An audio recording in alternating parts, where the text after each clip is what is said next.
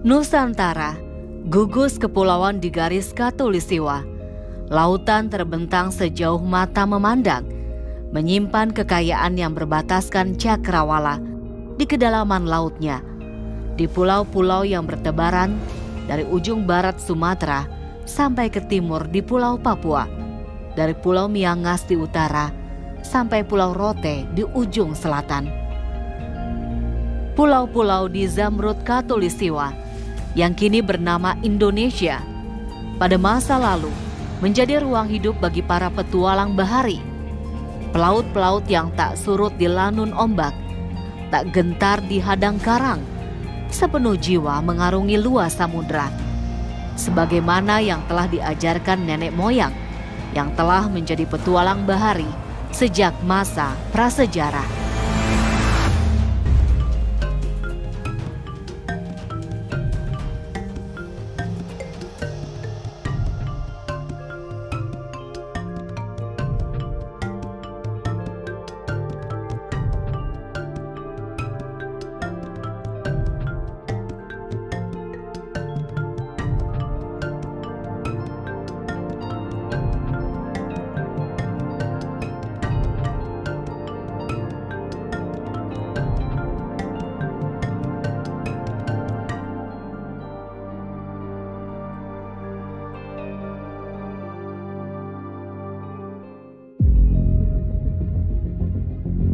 Nusantara adalah kawasan kepulauan terbesar di dunia. Wilayah yang terbentang di sepanjang garis khatulistiwa ini terdiri dari gugusan pulau-pulau dengan selat dan laut sebagai penghubung dan pelindung di sekelilingnya. Kawasan Nusantara semenjak awal peradaban di masa prasejarah jadi ruang hidup kelompok manusia yang lekat dengan budaya bahari. Mereka datang dan bermigrasi dengan teknik pelayaran sederhana, mencari dan menghuni pulau demi pulau, sampai kemudian tumbuh dan berkembang menjadi masyarakat maritim yang tangguh dan maju. Kemajuan peradaban maritim Nusantara didukung oleh beraneka potensi wilayah ini, mulai dari letaknya yang strategis di jalur pelayaran antar benua, iklim dan cuaca, rupa-rupa hasil bumi, sampai keanekaragaman hayati yang hanya ada di Nusantara. Semua keunggulan itu menghidupkan jalur-jalur pelayaran antar bangsa. Jadi secara umum Indonesia ini terdiri atas laut ya, atau perairan. Jadi hampir 3 juta kilometer persegi wilayah Indonesia ini terdiri atas laut atau lautan ya. Kemudian hanya 2 juta kilometer persegi itu daratan ya. Jadi ini sudah sepantasnya kita ini disebut sebagai negara maritim ya, atau negara kelautan. Ini sesuai dengan makna kata dari arsipelago ya, yang kadang kita sandang sebagai negara arsipelago, yang artinya laut utama ya. Karena ars itu utama, pelagos itu laut ya. Jadi bukan pulau tapi laut ya. Jadi ada yang mengatakan bahwa kita ini adalah negara kelautan yang ditaburi oleh pulau-pulau ya, pulau-pulau di dalamnya. Kehidupan masyarakat Nusantara yang tumbuh menjadi bangsa maritim melewati proses panjang dan berkesinambungan. Dimulai dari migrasi prasejarah menggunakan rakit, berlanjut dengan perahu-perahu sederhana, sampai berkembang dengan rupa-rupa penemuan sistem pelayaran dan pembuatan kapal.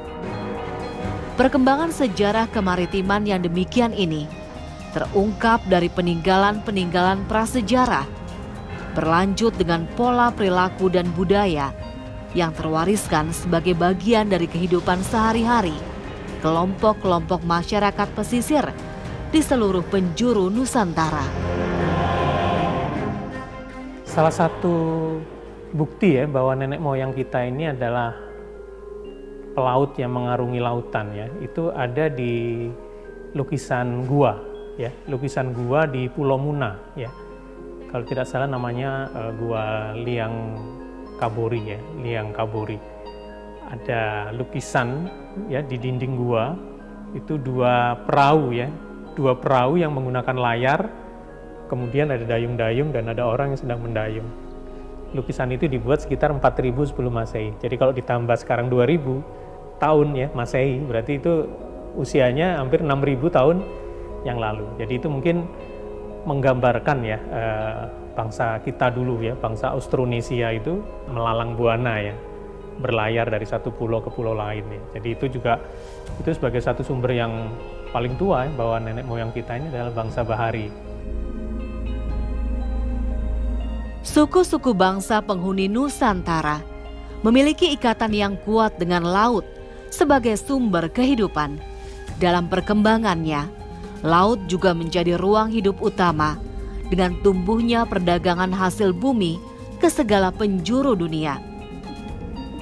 Sejarah mencatat, perairan Nusantara semenjak awal Masehi memiliki posisi penting dalam perdagangan Asia, yang pada masa itu menguasai perekonomian dunia. Nama Dwi Pantara yang merujuk pada Pulau Jawa dan Suwarna Dwipa untuk Pulau Sumatera telah tertulis dalam catatan-catatan India sekitar tahun 200 sebelum Masehi. Pada awal tarikh Masehi dihitung, abad 1, abad 2 itu, Nusantara sudah dilalui oleh para pelayar. Dari mana mereka? Terutama dari India ke wilayah Indonesia bagian barat.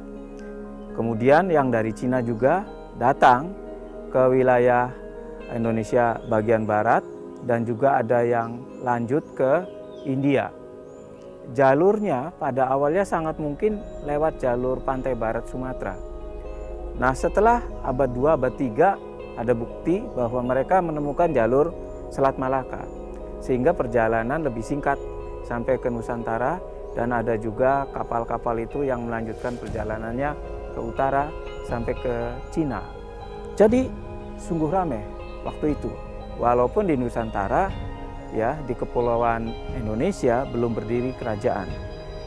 Tapi pemukim-pemukim, desa-desa di sepanjang pantai, di Semenanjung Melayu, di Sumatera, sampai ke Jawa itu sudah ada desa-desa itu.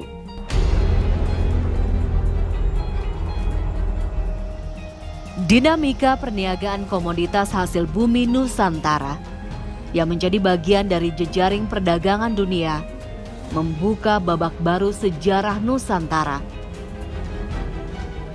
Perubahan terpenting interaksi antara bangsa ini adalah berkembangnya kerajaan-kerajaan baru yang dipengaruhi oleh peradaban India.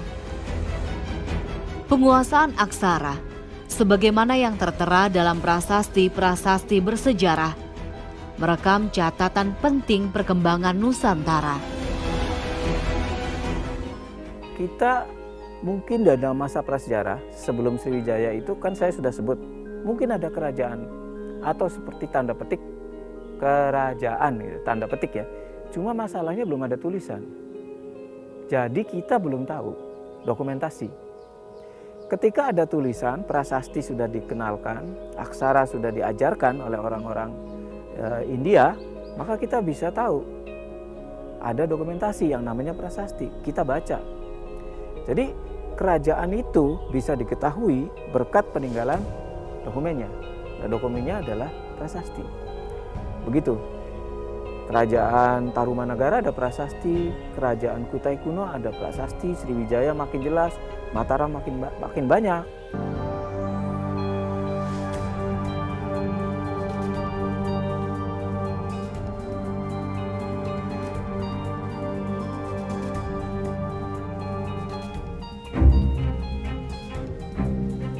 Sriwijaya merupakan kekuatan maritim pertama dan terlama yang ada di Nusantara. Hampir 600 tahun, Sriwijaya menunjukkan pengaruhnya di kawasan Selat Malaka dan Asia Tenggara. Berawal hanya dari kedatuan, Sriwijaya menjelma menjadi kekuatan maritim tiada tara pada masa itu. Pada abad ke-7 sampai abad 11, Sriwijaya itu mendominasi ya jalur maritim di wilayah Indonesia Barat. terutama jalur maritim Selat Malaka. Kapal-kapal India tidak bisa lanjut ke Cina, harus melalui Selat Malaka. Di Selat Malaka itulah armada Sriwijaya menunggu, istilahnya mengawal. Mereka memandu mereka sampai lepas ke Cina, Laut Cina Selatan. Begitupun orang Cina, orang-orang pelayar Cina, niagawan Cina tidak bisa langsung ke India karena biasanya mereka singgah di pantai-pantai wilayah Semenanjung dan Sumatera dan Jawa. Berita Cina tidak melaporkan bahwa mereka sampai ke pantai-pantai Keling atau Kerajaan Pala begitu. India Selatan tidak pernah melaporkan itu. Artinya mereka terhenti sampai di wilayah Sriwijaya dan pelaut Sriwijaya yang kemudian mengambil barang-barang itu untuk meneruskan pelabuhan itu, tukar menukar komoditi di situ. Yang ngatur Sriwijaya di situ sampai abad ke-11. Dan Sriwijaya mengadakan hubungan baik dengan Cina, hubungan baik juga dengan Chola. Nah, di awal abad 11 itu, rupanya Raja Chola agak gusar dengan kekuasaan Sriwijaya yang menguasai Selat Malaka. Jadi hubungan baik itu nanti akan terjadi konflik karena Sriwijaya itu dianggap menghalangi hubungan langsung dengan Cina. Penguasaan Selat Malaka yang merupakan jalur pelayaran utama di dunia di masa itu membuat kejayaan Sriwijaya ini tercatat di berbagai tulisan dan prasasti baik di Nusantara maupun wilayah Asia Tenggara yang pernah mereka kuasai. Sriwijaya memang kerajaan maritim. Apa buktinya? Sriwijaya itu disebut-sebut dalam berbagai sumber Cina, India, Arab, ya. Dan kerajaan itu menguasai banyak wilayah di menyebelah Selat Malaka. Baik di Sumatera ataupun di Semenanjung, bahkan juga dia melakukan perdagangan sampai ke Thailand bagian selatan. Nah, di situ kan jalur laut semua itu. Dan di sana juga ditumpai prasasti-prasasti yang menyebut-nyebut nama Raja Sriwijaya. Kalau Sriwijaya mempengaruhi berdagang dengan Jawa itu udah jelas. Karena memang waktu Mataram juga kita mempunyai bukti ada kesenian arca-arca Mataram yang bergaya seni sama dengan arca-arca di Sriwijaya, namanya kesenian Sailendra Wangsa itu. Bagaimana mereka terjadi hubungan kalau tidak melalui maritim? Jadi dari bukti-bukti arkeologis kelihatan sekali bahwa kekuatan maritim Sriwijaya itu yang menyebar ke wilayah Indonesia bagian barat. Berdasarkan bukti peninggalan, bandar-bandar Sriwijaya tersebar hampir di seluruh pantai barat Sumatera dan Semenanjung Malaya. Kerajaan maritim utama Nusantara ini juga telah memiliki hubungan yang kuat dengan China, peradaban besar dunia masa itu. Bukan hanya perniagaan, Sriwijaya juga menjadi pusat agama Buddha Mahayana. Yi Jing, penjelajah dari China pada abad ke-8 menulis, Sriwijaya memiliki mahaguru besar Dharma Tirti. Murid-muridnya datang dari India dan singgah di Sriwijaya. Itulah sebabnya pada masa itu orang-orang China yang akan belajar Buddha di India akan lebih dulu belajar di Sriwijaya. Maritim Sriwijaya itu diakui sekurang-kurangnya menguasai Indonesia bagian barat, Asia Tenggara daratan, dan perahu Sriwijaya itu lalu lalang di Laut Cina Selatan jauh sebelum armada Cina Cheng He itu melayarinya. Kalau Cheng He itu melayari Laut Cina Selatan abad 14, malah abad 15. Awal abad 15. Perahu Sriwijaya sejak abad 7, 8, 9, 10 itu lalu lalang. Makanya Laut Cina Selatan tuh sebaiknya disebut Laut Sriwijaya itu dalam sejarah. Karena pengaruhnya Sriwijaya sampai ke Filipina, sampai ke Natuna, sampai ke Kalimantan Utara, sampai ke Champa tadi saya bilang. Kejayaan Sriwijaya mulai surut setelah 2 kali serangan kerajaan Chola dari India Selatan. Karena serangan itu, bandar-bandar dan kerajaan pedalaman yang tadinya merupakan wilayah kekuasaan Sriwijaya mulai melepaskan diri. Seperti kerajaan Malayu, Malaka, Palembang, dan lain-lain. Beberapa abad setelah surutnya Sriwijaya, kerajaan besar Nusantara kembali muncul pada abad ke-13 sampai 14. Tumbuh dari kerajaan di pedalaman Jawa Timur, Majapahit, melalui raja keempat Hayam Wuruk, dan patih terkenalnya Gajah Mada. Berkembang menjadi imperium kekuasaan baru di Nusantara. Majapahit itu diakui itu pada masa pemerintahan raja yang keempat, ya, penguasa keempat. Ya, penguasa keempat Majapahit itu Raja Sanagara atau Hayam Wuruk. Inilah puncak kekuasaan Majapahit.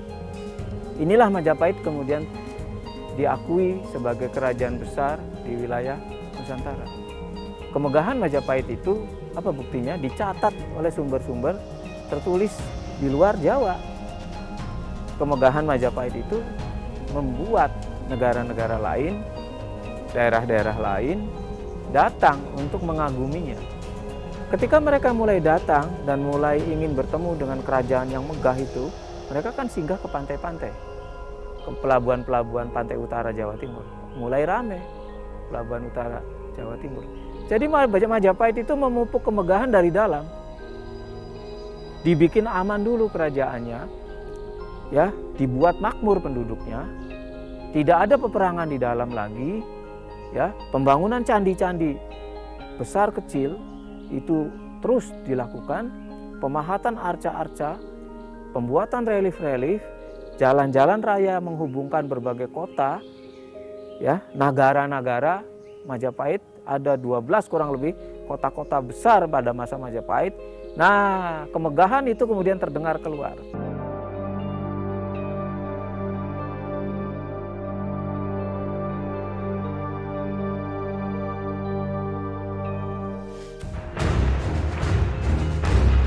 Kejayaan Majapahit yang berporos di Pulau Jawa berhasil menghidupkan daerah-daerah sekelilingnya.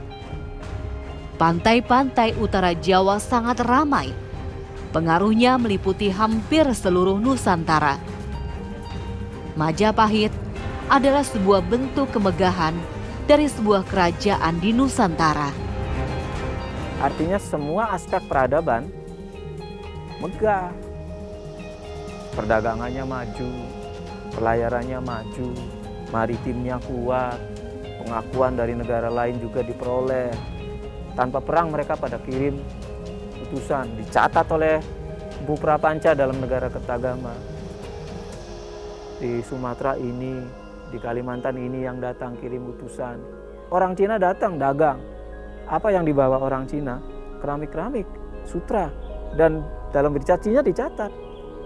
Orang Majapahit kaya raya. Dan mereka mampu membeli keramik-keramik bagus. Uangnya apa? Emas, tukaran emas, dan uang koin-koin Cina itu. Apakah Majapahit memerangi? Wah, ya repot dong memerangi satu-satu. Itu banyak sekali daerahnya. Jadi bukan peperangan yang terjadi, kemegahan Majapahit.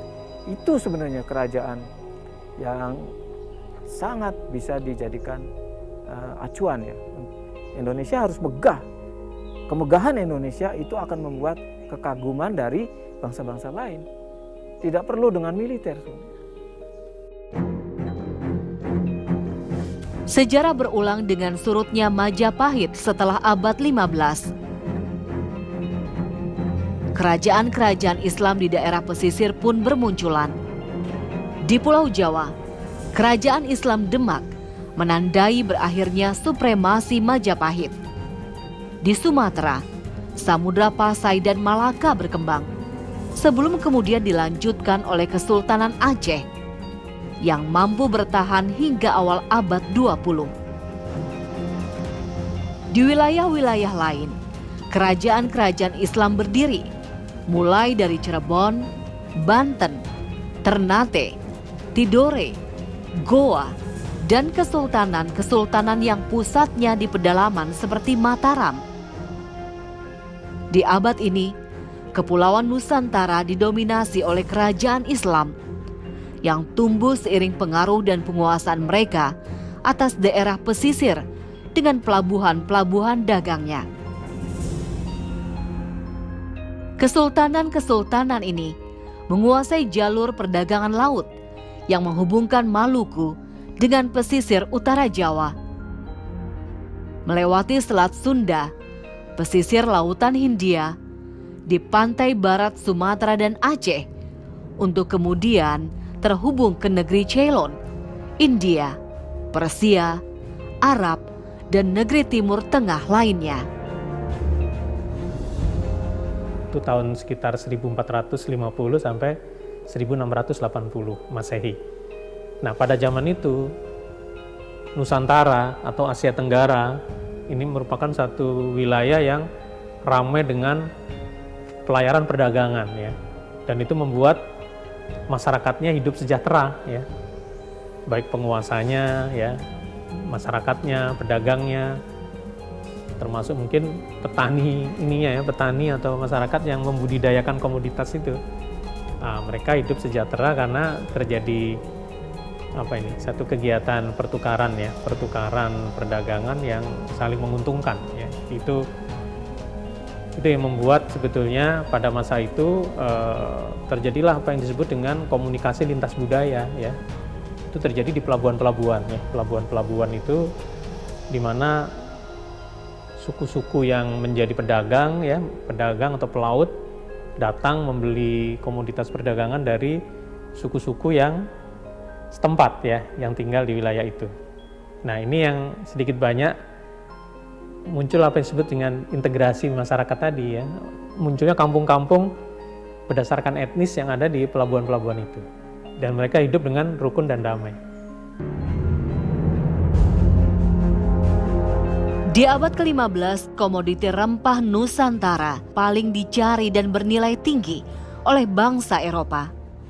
Cengkeh dan pala merupakan dua komoditi yang hanya tumbuh di Kepulauan Maluku. Komoditi-komoditi ini dikirim secara berantai dengan jalur laut yang memakan waktu sangat lama. Karena rempah-rempah ini juga dikenal ya di belahan bumi yang lain ya. Bahkan rempah-rempah yang ada ya, yang kemudian dalam proses pelayaran perdagangan itu sampai ke Asia Barat, itu kan nanti secara berantai ya dikirim ke pantai-pantai di Laut Tengah ya, Laut Mediterania itu. Misalnya antara Syria ya, Lebanon, Palestina ya, kemudian sampai Mesir ya, Mesir bagian utara. Nah, itu ramai dengan pelabuhan-pelabuhan yang memperdagangkan komoditas dari Asia. Ya, selain rempah-rempah, juga ada sutra ya, ada tekstil dari India, ada permadani, ada kuda ya, kemudian juga ada perhiasan ya, dan macam-macam. Dan nanti dari pantai Laut Tengah ini itu dibawa oleh pedagang-pedagang biasanya Italia ya, pedagang-pedagang Venesia, pedagang-pedagang dari Sisilia ya, itu dibawa ke bagian Eropa ya, terutama mungkin di Prancis Selatan, ke selatan Iberia ya, yang sekarang ada Spanyol dan juga Portugal. Nah, nanti dari situ barang-barang masuk ke Eropa Barat ya, ke Belanda ya, ke Inggris, sampai ke Skandinavia ya. Jadi itu rempah-rempah sampai ke sana dengan harga yang sangat mahal ya, sejak jatuhnya Konstantinopel ya, sehingga ini muncul Turki Utsmani atau Turki Ottoman, sehingga ini hubungan perdagangan agak terganggu ya, sehingga orang-orang Eropa terutama Portugis, Spanyol mencari dunia baru ya, dunia penghasil rempah-rempah.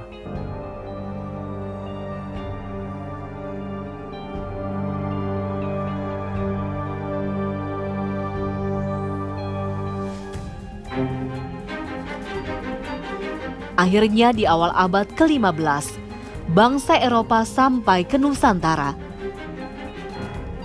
Adalah Portugis yang berhasil mencapai Maluku, disusul kemudian oleh Belanda di akhir abad ke-15. Belanda dengan armada lautnya yang berani berhasil mencapai Nusantara, Mereka berlayar melalui Afrika Selatan, masuk melalui Selat Sunda, dan mendarat di Banten. Dari Banten, Belanda kemudian menuju Maluku. Pada masa itu, para penjelajah Eropa menggunakan segala cara untuk dapat menguasai lautan. Salah satunya dengan diterapkannya teori kebebasan laut yang dimunculkan oleh Hugo Grotius, seorang Belanda yang lahir pada 1583. Teori kebebasan laut menyatakan bahwa laut merupakan tempat yang berhak dikuasai oleh semua bangsa dan orang. Hukum kebebasan laut inilah yang dipakai penjajah seperti Belanda untuk menancapkan kukunya di Nusantara. Dengan menguasai laut, Belanda tidak hanya mendapatkan ikan, lebih dari itu, mereka juga berhasil menguasai jalur strategis untuk memasarkan barang dan komoditi dan mendapatkan keuntungan dari jalur pelayaran. Setelah mengalami persaingan dengan sesama bangsa Eropa, Belanda akhirnya benar-benar mampu memonopoli perdagangan rempah di Nusantara pada abad ke-16 melalui VOC.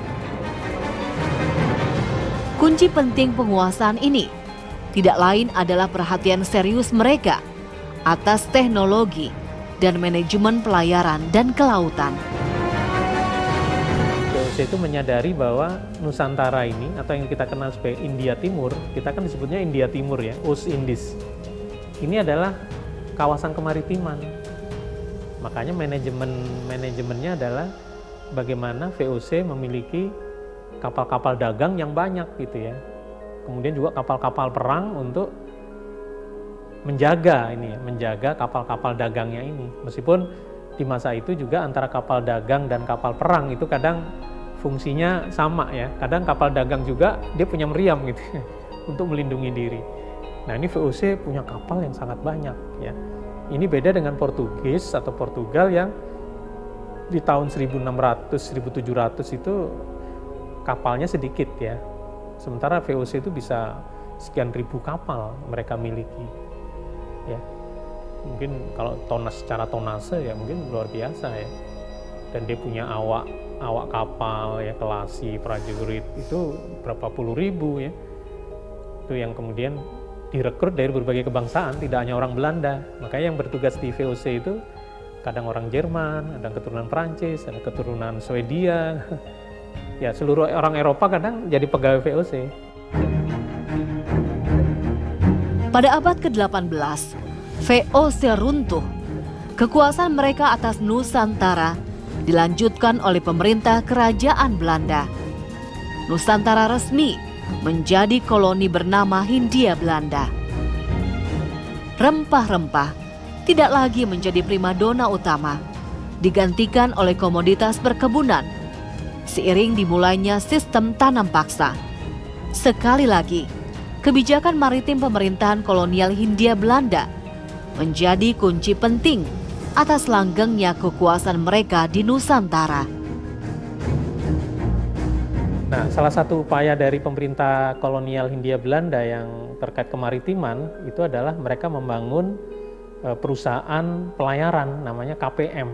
Nah, pada tahun 1890 inilah KPM ini menjadi pemersatu wilayah kepulauan ini. Jadi ketika Belanda mengirim pegawainya, mengirim barang-barang, logistik ya, bahkan termasuk mengirim pejuang nasionalis kita yang diasingkan ya. Menjadi paria di tanah sendiri, demikianlah nasib kaum pribumi Nusantara di bawah penjajahan kolonialisme Hindia Belanda.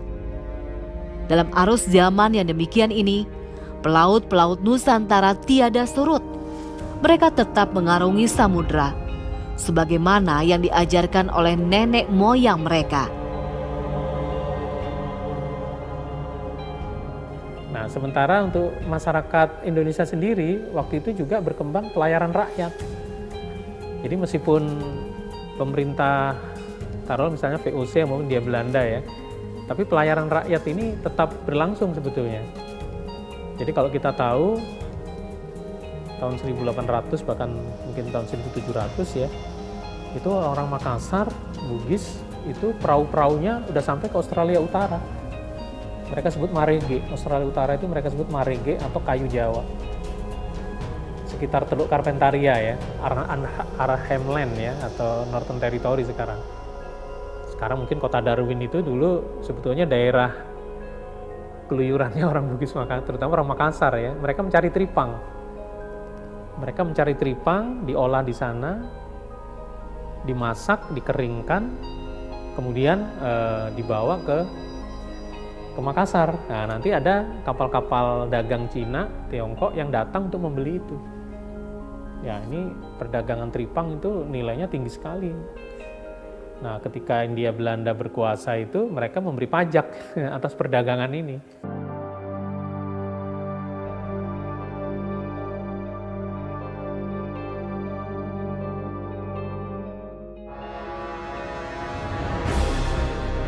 (17 Agustus 1945), Indonesia menyatakan kemerdekaan. Kemerdekaan yang masih harus melewati jalan panjang untuk mendapatkan pengakuan dan kedaulatan. Berdiri tegak di kancah dunia, termasuk kedaulatan sebagai negara kepulauan. Pada saat proklamasi kemerdekaan ini, kita mewarisi wilayah bekas Hindia Belanda. Itu yang kemudian diputuskan dalam rapat-rapat BPUPKI ya, Badan Penyelidik Usaha Persiapan Kemerdekaan Indonesia. So, ini sebenarnya dibentuk oleh Jepang ya, namanya Dokuritsu Junbi Chosakai. Nah, ini anggotanya terdiri dari orang-orang Indonesia, ada keturunan Cina, ada Timur Asing ya, ada Arab ya. Hanya anggotanya 60 ya. Nanti oleh dalam sidang-sidang BPUPKI ini kan ramai juga itu ya, selain merumuskan Pancasila gitu kan, butir-butir Pancasila, juga dibicarakan wilayah Republik Indonesia nanti mana saja daerahnya gitu kan. Nah, ada yang mengusulkan ya seperti negara Kertagama ya, Nusantara ya, meliputi Semenanjung, bahkan kalau perlu sampai Filipina Selatan ya, Mindanao, karena itu kan disebut dalam negara Kertagama kan. Sampai Wanin ya, Papua ya, Solot, Timur ya, Timur itu Timor ya. Dalam negara Timur itu maksudnya mungkin orang Eropa susah menyebut Timur jadi Timor gitu ya. Padahal itu menurut Majapahit itu paling timur tuh, pulau paling timur. Nah, akhirnya disepakati wilayah Republik itu wilayah Indonesia nanti adalah bekas Hindia Belanda. Tapi kita menghadapi masalah kembalinya Belanda ya, ingin menjajah kembali ya. Mereka membentuk pemerintahan sipil Belanda. Kemudian terjadilah revolusi ya, kita kenal revolusi. Sampailah kemudian pada konferensi Meja Bundar ya. Dan kita diakui oleh Belanda sebagai negara berdaulat, dan akhirnya kita berbentuk RIS ya, kesepakatannya kita berbentuk RIS, Republik Indonesia Serikat minus Irian Barat, karena Belanda minta ada transisi. Sehingga pada waktu itu wilayah kita adalah seluruh wilayah Indonesia kecuali Irian Barat. Nah, lautnya itu hanya 3 mil dari pantai, sehingga laut-laut antara Jawa dan Sumatera, Selat Sunda misalnya, atau Laut Jawa ya, antara Jawa dengan Kalimantan itu laut internasional. Nah, itu yang membuat kenapa ketika hubungan diplomatik Indonesia dengan Belanda menurun ya, karena Belanda tidak mau mengembalikan Irian Barat, itu kapal-kapal Belanda itu lalu lalang aja seenaknya aja. Misalnya dari Selat Sunda, yang penting mereka ambil jalan tengah aja tuh, di tengah lautnya itu laut internasional. Dari Selat Sunda, kemudian Laut Jawa, Laut Flores, Laut Banda, kemudian menuju ke New Hollandia ya, Jayapura sekarang itu kan, atau ke Merauke atau ke Sorong ya. Jadi mereka menganggap itu laut bebas. Teori kebebasan laut yang terus dihidupkan oleh banyak negara sejak abad pertengahan mengancam keamanan dan kedaulatan Indonesia sebagai negara maritim. Akhirnya pada tanggal 13 Desember 1957, Perdana Menteri Indonesia kala itu, Juanda Kartawijaya mengeluarkan pernyataan unilateral mengenai wawasan Nusantara. Wawasan Nusantara mencanangkan segala perairan di sekitar, di antara, dan yang menghubungkan pulau-pulau termasuk dalam daratan Indonesia.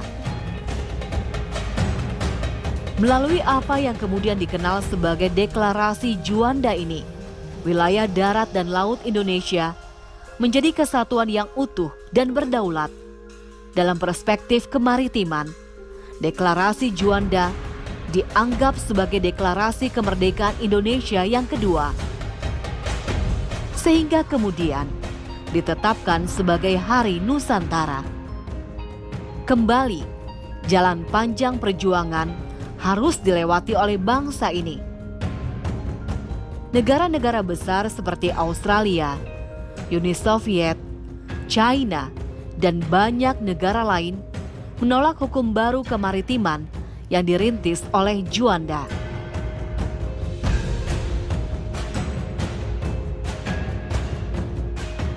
Nah, ini kita ajukan ke PBB ya, ada sidang-sidang internasional tentang hukum laut.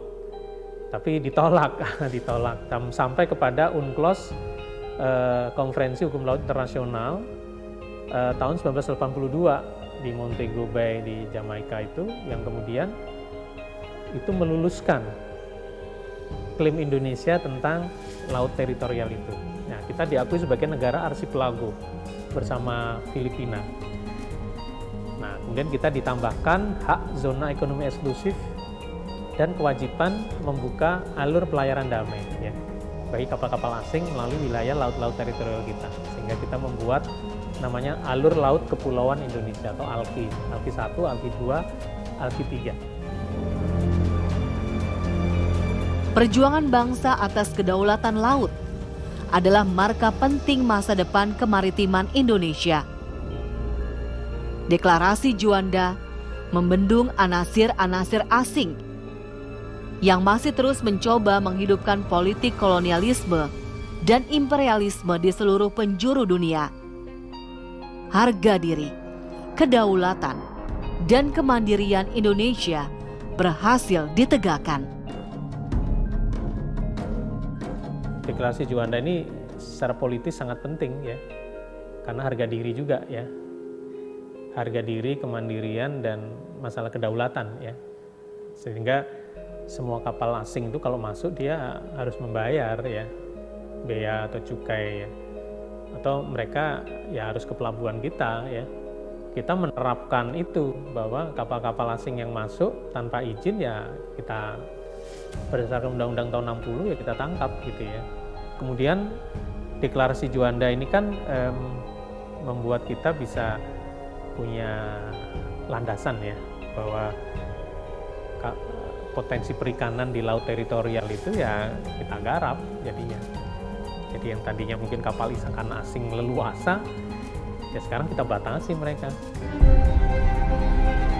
Sejarah Bahari Nusantara membentang panjang sejak masa nenek moyang. Peristiwa demi peristiwa dalam lini masa negeri ini bisa jadi menyurutkan catatan-catatan peradaban maritim Nusantara. Kegemilangan masa lalu itu tinggal jadi lagu dan cerita, dongengan yang hampir-hampir terlupakan. Akan tetapi, sejarah juga yang mengajarkan betapa tak ada masa depan bagi satu bangsa yang mengabaikan masa lalu mereka.